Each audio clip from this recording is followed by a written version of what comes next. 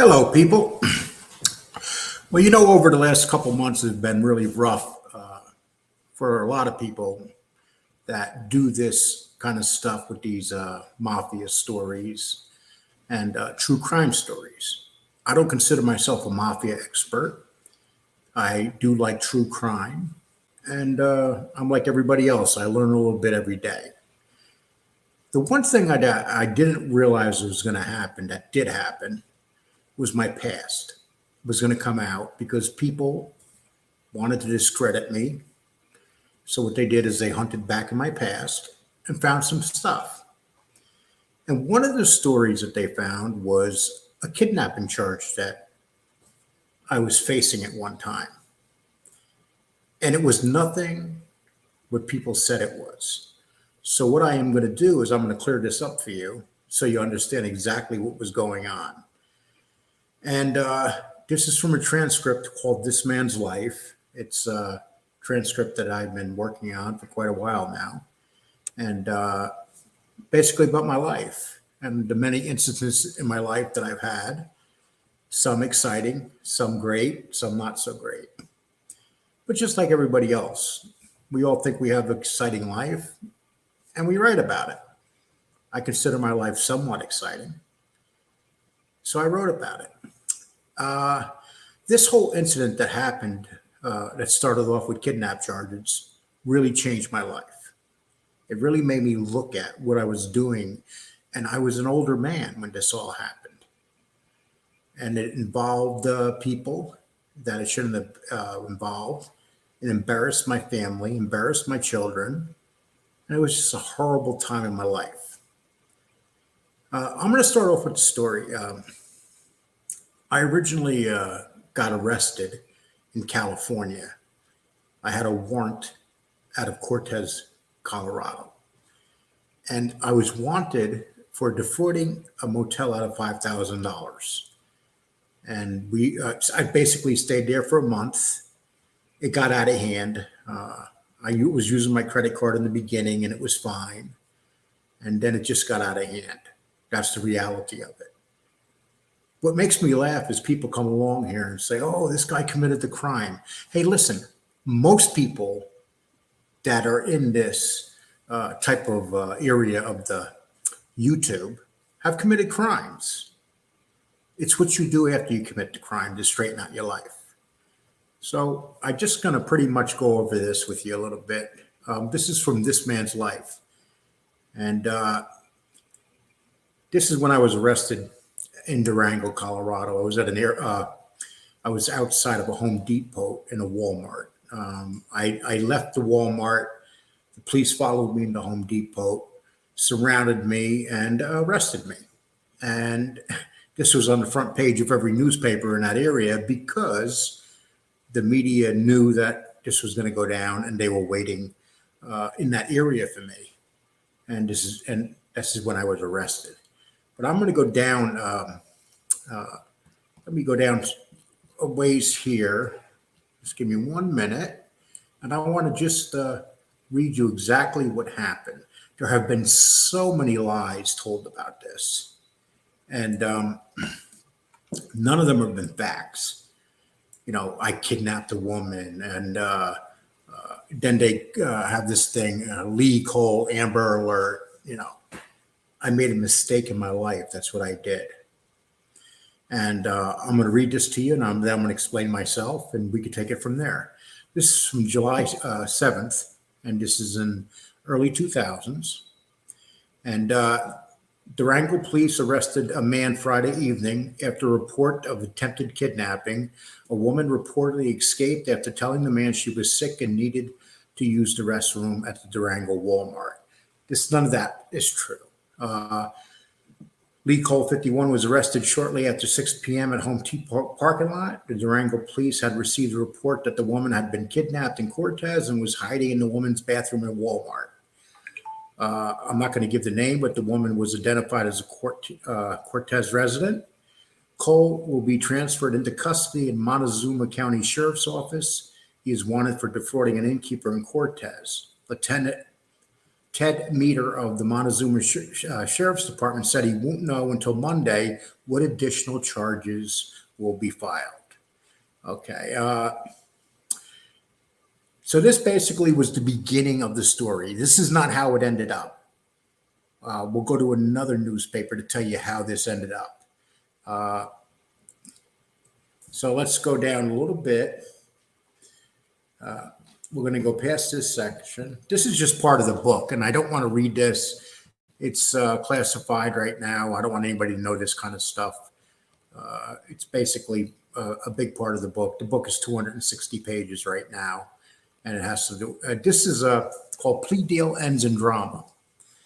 The man who was initially arrested in Durango on July 6, 2012, on suspicion of kidnap, has accepted a plea from the prosecutors of the 22nd Judicial District. Leroy Cole was arrested on July 6th at the Home Depot parking lot in Durango. The Durango Police Department had received the report that the woman had been kidnapped in Cortez. The charges, now listen to this, the charges faces do not include any type of abduction. They were dropped. No type of abduction was in these charges because it didn't happen the way that it started off.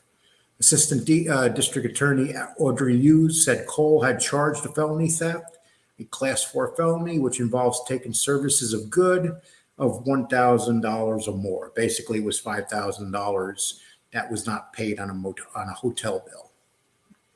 Hughes said the charges stems from Cole racking up to more than $5,000 in bills at the Holiday Inn Express in Cortez. Cole had been, here's where the media fucks everything up, and here's where they fucked up. Cole had been living in the motel for several months, 1 month, not several months, 1 month. The presumptive sentence for his crimes is 2 to 6 years in prison and a fine. The second felony Cole charged with was defrauding an innkeeper, a Class 6 felony, which was stemming from not paying his hotel bill. The punishment of the crime is 1 year to 18 months in prison, up to a $100,000 fine. However, Cole waived his primary hearing, leading the prosecutor to believe he will accept the plea agreement offered to me.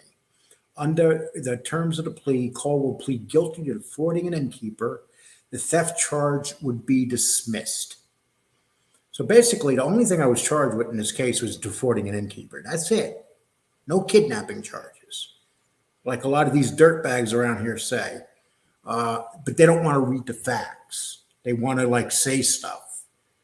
But there's, the facts don't count. It's like a thing, unless you humiliate somebody. Under the terms of the plea, Cole will plead. The next plea agreement calls for Cole to receive 90 days in jail and probation. The next court date, Cole, who remains in custody on a reduced bail of $4,000, will be July 26th in the district court.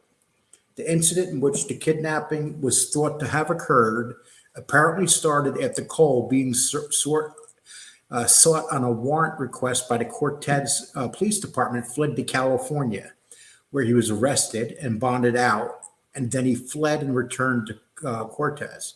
Basically, they let me out of jail in California and San Diego, and I left the state. I didn't think they were going to send a couple bounty hunters after me, what they did. When Cole exited a casino, he saw several police officers in the parking lot. He drove away with Cortez resident in the car. Tyndall told police that she told Cole that she didn't want to go and asked her to let her out of the car, but she claimed he wouldn't. At that time, I was in a pursuit. There were 2 bounty hunters chasing me and police cars. So I had a choice, stop or go around into Durango. And luckily, I got real lucky here, and this will explain why. Tyndall and Cole apparently had a this is important. They act like this is just some woman I grabbed off the street and threw her in my van and took off. Ridiculous. Tyndall and Cole apparently had a relationship before the incident, and that she too was arrested on warrant for defrauding an innkeeper, which basically means that she was with me. When Cole reached Durango, Tyndall told police she convinced him that she was sick and let her out of the bathroom inside Walmart. She told police that he had a handgun in the van. The police never entered, said Cole never entered Walmart or used any weapon. I had no weapon in the van. They tore my van apart. They found no weapon. There was no weapon. This got out of hand. Right before we were in a movie theater before we crossed over and went into Walmart. There were several occasions where she just could have walked away. Nobody was holding anybody hostage or kidnapping. Actually, I was glad she did this because at that time she was facing some charges herself, and she would have gotten more trouble if she didn't do this. So I could deal with her doing this. So I took the bulk of the trouble, and she didn't get charged with anything, which I was glad about. Okay, back to court. My first court appearance was July 25th, and I'm going to go down here. Let's see if I can find the other part of the newspaper. Okay, so this is Cole takes felony plea, and let me see if I could find. Now this is when I go into court. Cole was arrested in Durango Home Depot parking lot. Assistant District Attorney said the theft charge as a Class 4 felony was dismissed as part of the plea deal. Listen, no kidnapping was charged or dropped because it wasn't in this. It had nothing to do with this. It was thrown out. Okay. Hughes told District Attorney Judge Plew, that the charges stem from Cole racking up more than $5,000 in bills at the Holiday Inn Express in Cortez. Cole had been living at the hotel. This is where they keep getting it wrong. It says several months. You cannot stay at a Holiday Inn Express for $5,000 for several months. $5,000 is usually about 1 month. It's like $100 a night and a little bit over. Plew said he was surprised that Cole was able, and this is what the judge said, he was shocked that I could run up a bill like that. Plew said he was surprised that Cole was able to rack up bills in this amount since his most hotels charges up front. And they did charge me up front, and they made a mistake, so they put the money back on my credit card, which I wish they didn't never do, because then I spent that money and couldn't pay the bill. Cole told Plew that the motel staff had charged thousands of dollars to a credit card when he first arrived, but had to resend that money back to the credit card company. Cole said that he kept telling the motel staff he was going to have the money, but added it was just a snowball effect from there, and it was. A second felony Cole was charged with was for defrauding an innkeeper, or Class 6 felony, which stemmed from him not paying his hotel bill, the charge he pleaded guilty to on Thursday. The plea calls for Cole to receive 90 days in jail and probation. Cole was released on his own recognizance, and after he was being held on $4,000 bail. I represented myself, and I got all these things charged down defending myself, which I think I did a pretty good job. The first thing I made him do was throw out the kidnapping charges because they were BS. And then from there, we went on to this stuff. And I had another felony charge thrown out. I wound up getting charged with one of the lowest class felony there is. Cole represented himself in court, though Plew told him not doing so was not wise, and asked him if he knew the charge he was pleading to would result in him being a convicted felon. Cole said he understood this and added it was inappropriate for the way he had behaved. Initially, the police were informed that Cole had kidnapped a woman, but the woman in question turned out to be an acquaintance, not an acquaintance. You guys know what that means. Plew set Cole's sentence for 130 on September 20th. Well, there it is. The article says exactly what happened. Right after leaving court, I was shipped back to the county jail to be released. I packed my belongings up, started to wonder why it was taking me so long to be released.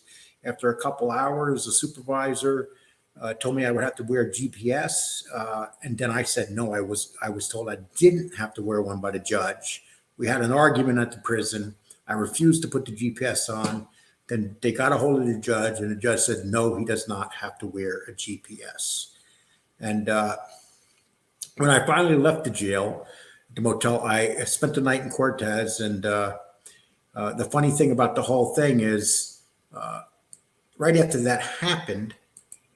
Okay. I was very surprised how big it had gotten.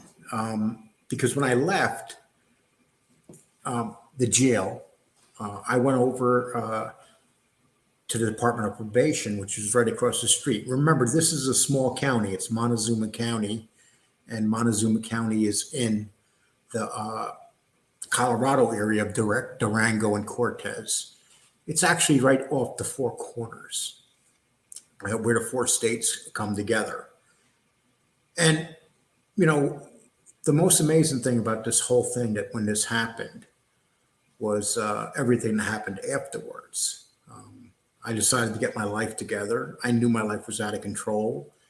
And that's what I did. And I've lived a good life since then. Regrets, I'm too old to be getting in trouble with the law. I spent half my life getting in trouble with the law. And it comes a time where you just have to stop getting in trouble with the law. The woman that was involved in this with me, we wound up living together for the next 7 years. There was a time, like a year and a half, where we weren't together, and I went back to Wisconsin. But we spent 7.5 years together. We have dogs together. She lives right next door to me now. And recently I moved out into my own place. And she's very angry about this whole thing coming up out of the blue. But when you're dealing in this genre of these people right here, things get pretty vicious. And the attacks and the lies have been really, really hard to take sometimes, especially when you know they're lies. And this whole thing that came out about the kidnapping really affected her and bothered her and made me and her fight for a whole month. We're just starting to get back over it now because she didn't want this pulled up. But then we have these geniuses here that just love to dig up everybody's past. But I guess that's a fair thing to do when you really think about it, because we are doing something here. We're dealing with a lot of rats and a lot of criminals. So I guess if they're open game, we, the people that have the show, are also open game. That's just the way it goes. So I can accept that. This whole thing, though, is just part of my life that I want to forget about. And the reason I decided to talk about this today, because you're not going to find anything more serious than this that I've done in my life. This is a very bad moment in my life. But I'm telling you because I want everybody here to know the truth. It's a very serious thing when someone calls somebody a kidnapper. I got 7 sisters. I have 2 sons, and I have a daughter, and I have 3 grandchildren. And for them to hear this crap is quite difficult at times. But I put this out there. This is out there. That's it. This is the truth of everything that happened. There were no kidnap charges. They were dropped because it didn't happen. It wasn't a kidnapping. Here's the record. Cortez, Montezuma. Anybody could check that now. Anybody can check court records or whatever. And this is the truth.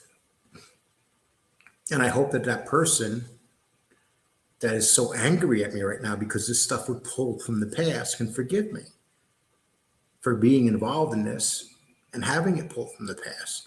But once it was pulled from the past, there was no turning back. And then you have these assholes calling you Amber Alert. Amber Alert is when you kidnap a child. But people are so cruel that they're willing to say that. And this is the problem I had with MRE, using Lee Cole, Amber Alert. That was classless move. He should have never done that.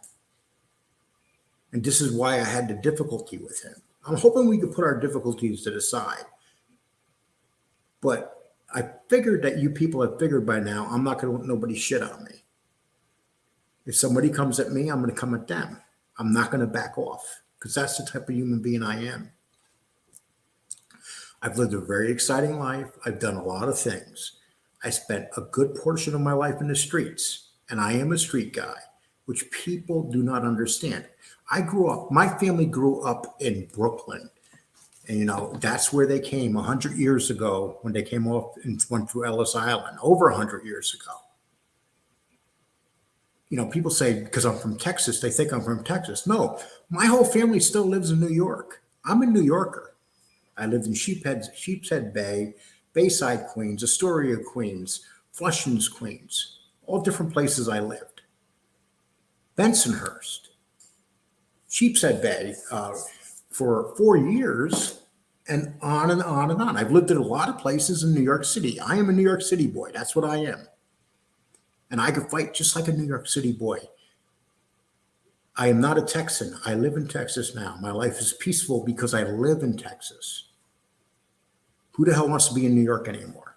It's a shithole. It's destroyed. It's nothing like when we were growing up back in the 80s and 90s. It's nothing like that anymore. Those times of all that stuff back then that was going on. Like if you listen to Jimmy Calandra's stories or Sammy Gavano's and stuff, those were the times. That's when the streets were different than they are now. People say Bath Avenue, you go near it, it's nothing like it used to be. My family started off in Far Rockaway. That's where they came when they got off the boat, right to Ellis Island. They moved to Far Rockaway. I have a family plot in Nassau Knolls, right between Queens and Long Island. And most of my family is buried there. So people, don't make a mistake that I'm not a New Yorker. I am a New Yorker. I have the attitude of a New Yorker. I'm just as tough as a New Yorker. Underestimating people is the worst thing anybody can do. But anyway, that's my story. You could take it from here and take it any way you want. I just wanted to talk to you about that bad moment, that bad few months of my life. And it was a very bad few months of my life. Okay, people, I just want to say that. Thank you for listening. I hope you understand where I'm coming from. Usually I do live shows, but I decided to tape this video and I'll put it out there. Thank you very much.